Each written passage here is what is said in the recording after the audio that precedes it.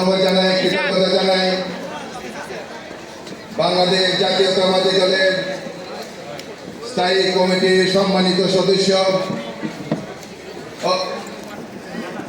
সালাউদ্দিন আহমেদ সাহেবকে, মঞ্চে উপবিষ্ট অন্যান্য নেতৃবর্গ, স্বল্প সময়ের মধ্যে উনি বনানী পূজা মণ্ডপে যাবেন। এই জন্যে বক্তৃতা না বাড়িয়ে আমরা শুধু একটা কথা বলতে চাই, এদেশের সনাতনী ধর্মাবলম্বী হিন্দু ভাই বোনদের প্রাণের দাবি, 8 দফা দাবি মাননীয় সুধীমণ্ডলী উনি অনেক আশা দিয়েছেন।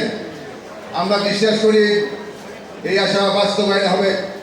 আমরা চাই সেই বাংলাদেশ, যে বাংলাদেশে মসজিদে যেমন আজানের ধ্বনি আসে, মন্দির থেকেও সংগঠনী আসে।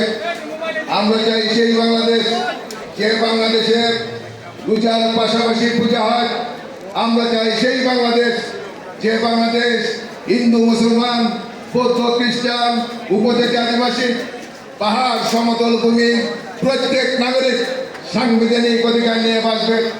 আমরা ধন্যবাদ জানাই আমাদের লোকাল নেতৃবৃন্দ, বিএনপির ভাই বোনদেরকে, যারা দুঃসময়ে ঢাকেশ্বরী মন্দিরে পাশে দাঁড়িয়েছিলেন।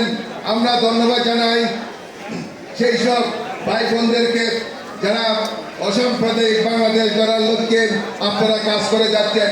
বাংলাদেশ পূজার্চন পরিষদ মহানগরের পক্ষ থেকে শুভেচ্ছা, ধন্যবাদ জানিয়ে এই সভা এখানে সমাপ্তি ঘোষণা হলো।